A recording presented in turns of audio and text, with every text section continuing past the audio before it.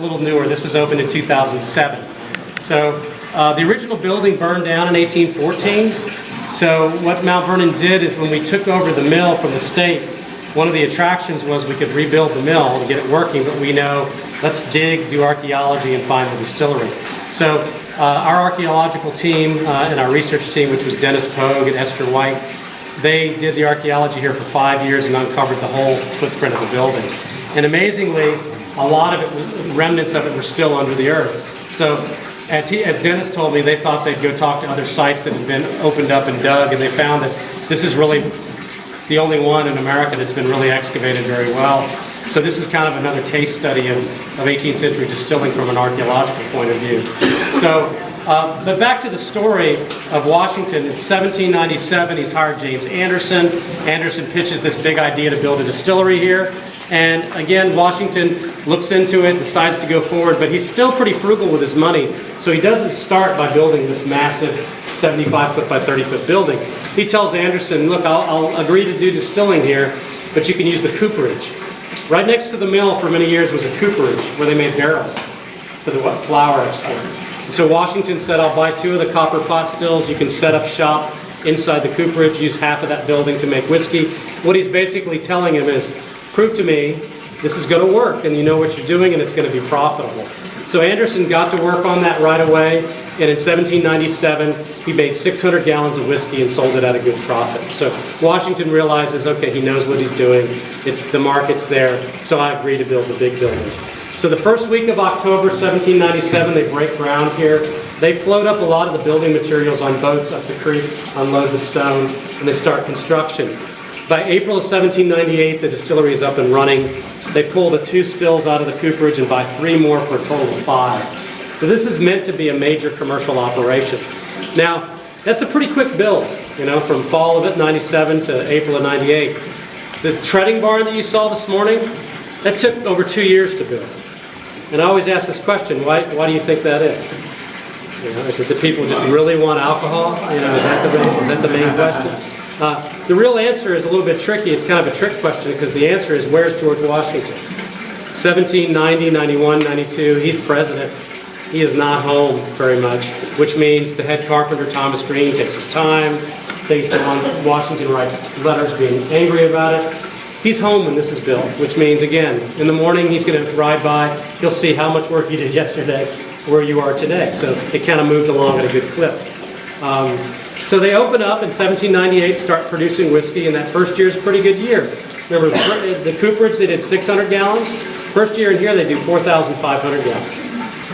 1799 is even better. They do 10,942 gallons of whiskey the last year of Washington's life. So not only did he get into the business, we think Washington may have been the largest distiller of whiskey in the United States in 1798-99. And it's all because of Anderson, though. Had he not hired James Anderson, this wouldn't be here. You would have just had a nice mill tour. That would have been the end of your afternoon.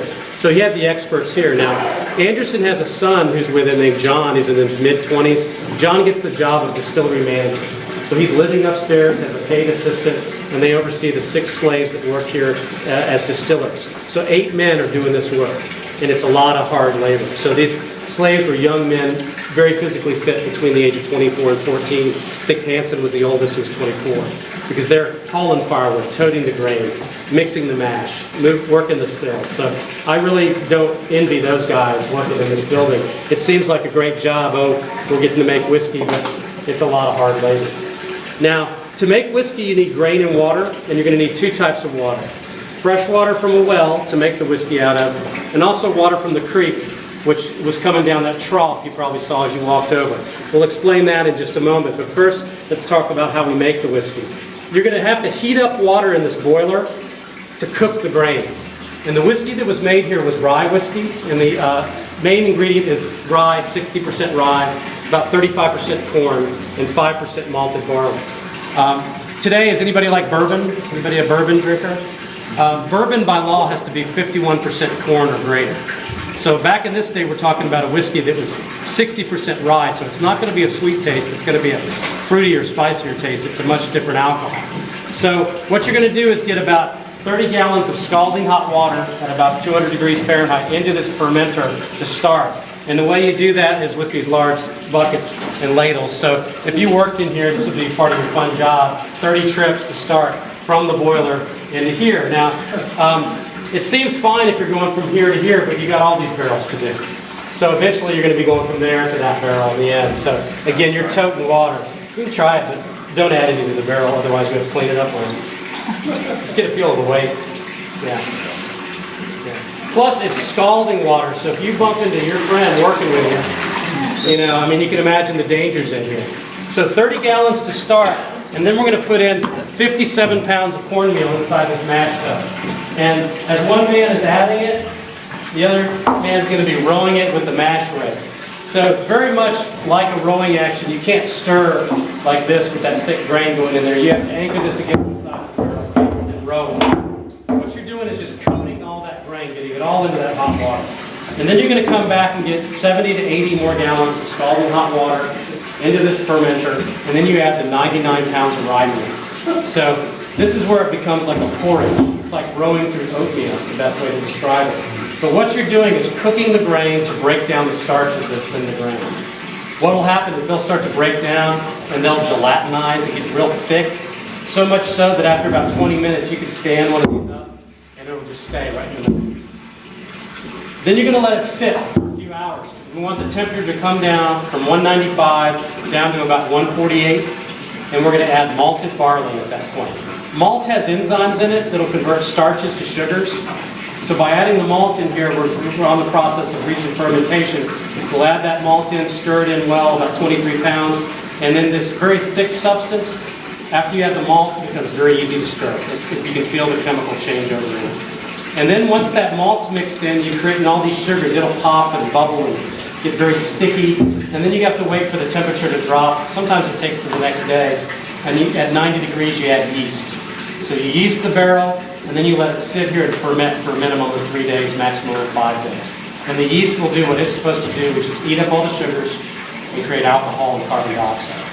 So that whole process is called fermentation.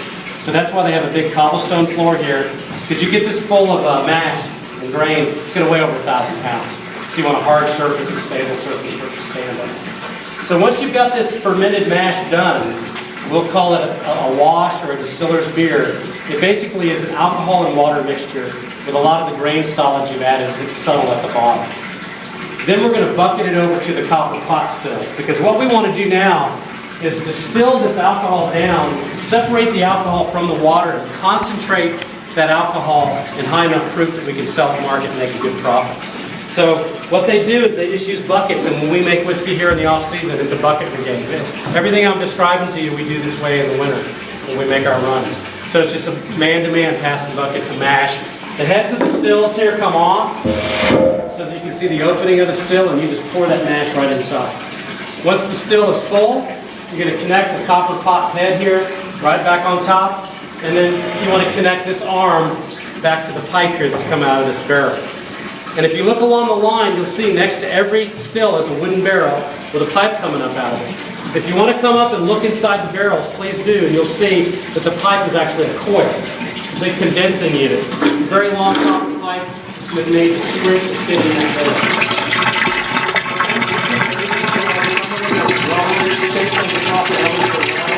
They're selling 2 different designs in the period, and we know that Washington bought 2 stills initially and then grew later.